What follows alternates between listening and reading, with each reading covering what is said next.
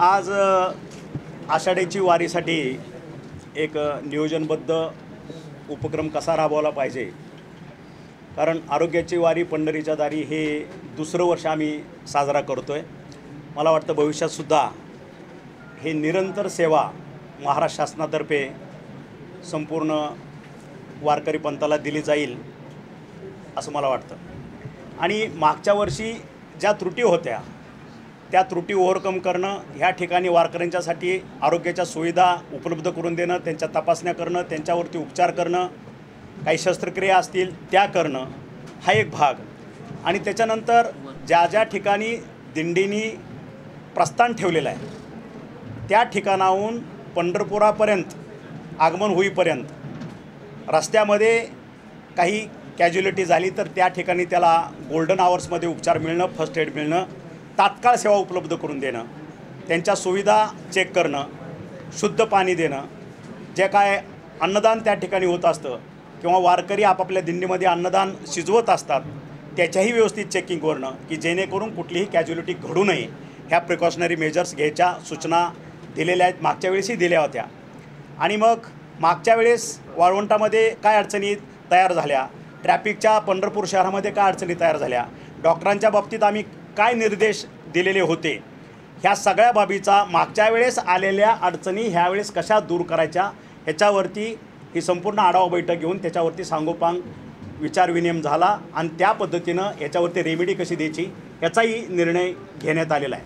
आणि मागच्या वेळेस तुम्ही बघितलं असेल की दिंड्यांनी प्रस्थान ठेवून 15 दिवस झाल्यानंतर आम्ही ह्या पद्धतीचा निर्णय घेतला की आपण आरोग्याची वारी पंढरीच्या दारी हा उपक्रम राबवू।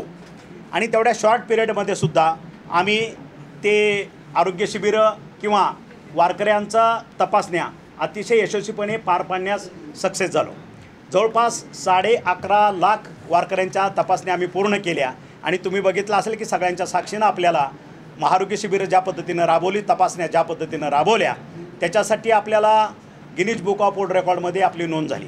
आणि मला वाटतं ह्यावेळेस प्रत्येक दिंडीने आपलं प्रस्थान ठेवलेल्या जागेपासून माझा आरोग्य विभाग त्या ठिकाणी तैनात आहे, त्यांच्या आरोग्याची काळजी घेण्यासाठी तत्पर आहे। आणि पंढरपुरातून पूर्ण ही आषाढी वारी व्यवस्थित पार पडून ज्यावेळेस आपले वारकरी आपापल्या गावी आपापल्या घरी परततील त्यावेळेस मला वाटतं की हा आकडा मागच्या वर्षी जो आम्ही आकडा केलेला होता ते रेकॉर्डसुद्धा तोडण्याची वेळ हे माझ्यावरच येणार आहे, माझ्या खात्यावरतीच येणार आहे आणि ते अतिशय चांगल्या पद्धतीनं यशस्वीरित्या आम्ही पार पाडू। आपल्या महाआरोग्य शिबिर 3 ठिकाणी होती, वाकरी तळावरती एक होता, गोपाळपूरला एक होता ज्या ठिकाणी आपली रांग लागते, आणि तिसरं 3 रस्त्याला होता। ह्यावेळेस 65 एकर ज्या ठिकाणी खऱ्या अर्थानं वारकरी मुक्कामी असतात तर त्यांना बसल्या जागी त्याच ठिकाणी आपल्याला आरोग्याची सेवा उपलब्ध करून देता यावी म्हणून माननीय शिवाजीराव सावंत यांनी तो एक नवीन स्पॉट आयडेंटिफाय केला आणि त्यांच्या माध्यमातून त्याही ठिकाणी एक महाआरोग्य शिबिराचं नियोजन केलं जाणार आहे।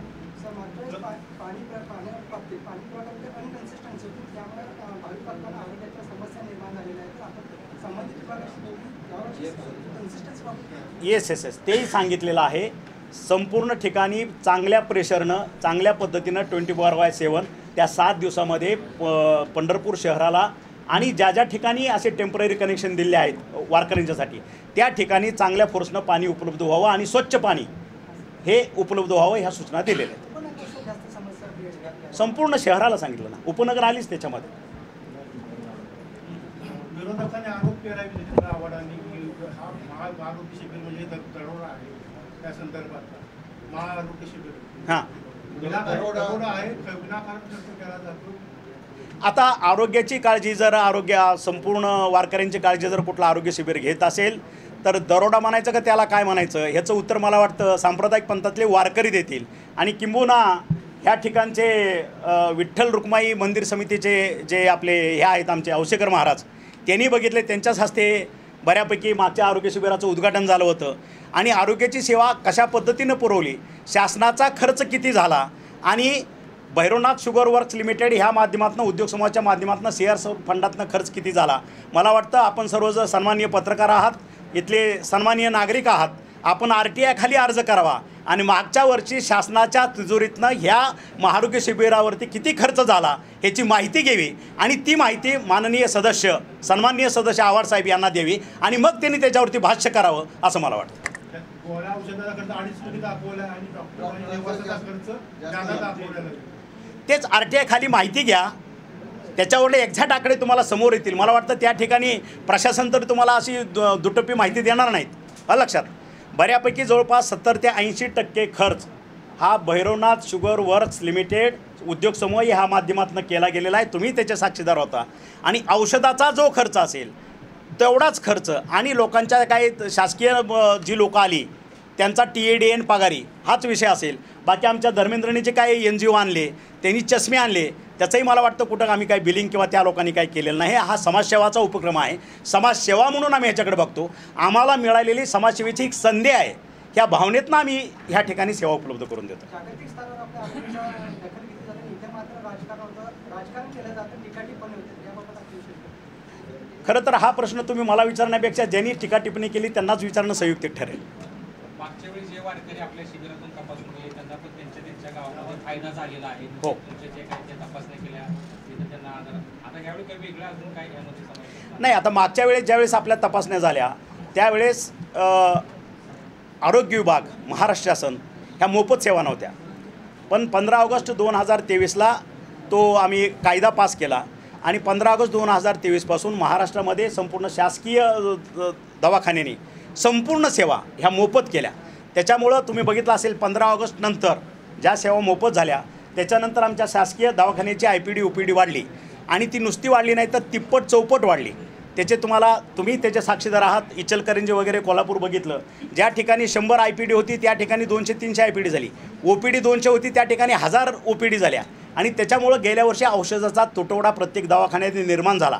आणि त्याच्यानंतर ज्यावेळेस खात्यानं याचं आत्मचिंतन केलं त्यावेळेस लक्षात आलं मोफत उपचार ही उपक्रम चालू केल्यामुळं औषधाचा तुटवडा पडतो आहे.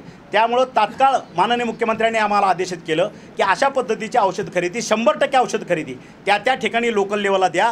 माझ्या खात्यानं तो उपक्रम राबवला. औषध खरेदीत तात्काळ प्रत्येक जिल्हा रुग्णालयाला किंवा त्या ग्रामविकास विभागाला घेण्याची आम्ही परमिशन देऊन टाकली. आपलं पंढरपूर उपजिल्हा रुग्णालय आज सामान्य रुग्णालय राज्यामध्ये तुमच्या कार्यकाळात सामान्य रुग्णालय झाल्यानंतर अशा काही वेगळ्या सुविधा आपण तिथं उपलब्ध करून देणार का तीर्थक्षेत्र या दृष्टीने? बघा, तीर्थक्षेत्र म्हणून ह्या ठिकाणी आरोग्याच्या सुविधा कंटिन्युअस आणि मोठ्या प्रमाणात उपलब्ध असणं गरजेचं आहे. कारण पंढरपूर हे फक्त महाराष्ट्राचं दैवत किंवा महाराष्ट्रापुरतं मर्यादित तीर्थक्षेत्र नाही आहे, संपूर्ण देशामध्ये आहे. आणि विविध राज्याची लोकंसुद्धा आपापल्या पद्धतीनं आपापल्या सोयीनं ह्या ठिकाणी येऊन आपला माथा टेकवला जातो. आणि मला वाटतं ह्या ठिकाणी पंढरपूरची ट्रान्झिट लोकसंख्या म्हणजे सकाळी येऊन संध्याकाळी जाणारी कमीत कमी 1 लाख ते 2 लाख आहे. आणि त्या हिशोबानं ह्या ठिकाणी आरोग्यसेवा उपस्थित असणं, तयार असणं, रेडी असणं, सज्ज असणं हे गरजेचं आहे. आणि म्हणून काही मंडळांनी किंवा वारकरी पंथानंसुद्धा सांप्रदायिक पंथानं की 1000 बेडचं ह्या ठिकाणी हॉस्पिटल होणं गरजेचं आहे आणि त्या मताशी मी सहमत आहे. जसं माझ्याकडे प्रस्ताव येईल, आज 1000 बेडचं समजा असेल तर त्या ठिकाणी 500 खाटाचं रुग्णालय हे महिलांच्यासाठी आणि 500 खाटाचं रुग्णालय हे जनरल वॉर्ड म्हणून ह्या ठिकाणी तैनात असणं अपेक्षित आहे. कारण तेवढा मोठा आज एक ज्याला म्हणू आरोग्याचा ताण ह्या लोकांवरती पडतो. आणि जर शासकीय यंत्रणा ह्या ठिकाणी उपलब्ध झाली तर मला वाटतं आरोग्याच्या तपासण्या करणं आणि आरोग्य मेंटेन करणं हे सोयीस्कर होईल.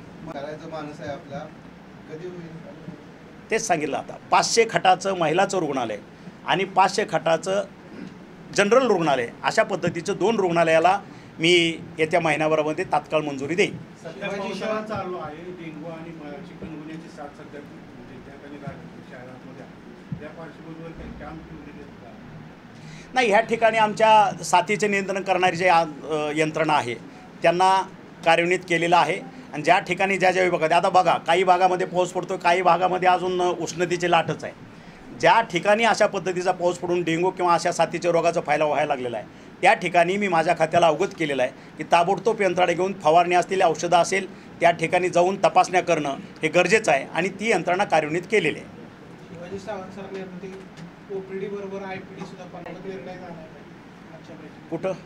आरोग्य शिबिरांमध्ये वारीमध्ये ओपीडी बरोबर आयपीडी पण 50 बेडपर्यंत करणं. नाही, IPD एका ठिकाणी इतक्या मोठ्या प्रमाणात करणं शक्य होत नाही, कारण हे टेम्पररी आहे सगळं. तंबूतले हॉस्पिटल असतात आणि आपल्याला टेम्पररी फक्त गोल्डन आवर्समध्ये त्या पेशंटला त्या ठिकाणी एक सेटल करणं गरजेचं असतं. एकदा पेशंट त्या ठिकाणी सेटल झाला तर आमच्या जिल्हा रुग्णालय किंवा जिल्हा उपरुग्णालयामध्ये त्या ठिकाणी त्याला तातडीनं हलवता येईल आणि पुढच्या सगळ्या तपासण्या आणि पुढचे उपचार त्या ठिकाणी करता येतील. त्याच्यामुळं एवढ्या मोठ्या प्रमाणात तंबूतलं हॉस्पिटल करणं शक्य नाही आणि त्याची गरजही वाटत नाही मला. समाधान अवतारींनी बहिष्कार टाकला त्या कार्यक्रमावर, म्हणजे मला विश्वासात घेतलं नाही कार्यक्रम बरोबर प्रशासन. नाही, ते अजून माझ्यापर्यंत काय आलेलं नाही, कारण हा शासनाचा कार्यक्रम आहे, आरोग्य विभागाचा कारभार आहे आणि त्या ठिकाणी सन्माननीय आमदार म्हणून माननीय समाधान अवताडे यांनी यायला पाहिजे, कारण त्यांच्याच मतदारसंघातला हा कार्यक्रम आहे. ठीक आहे.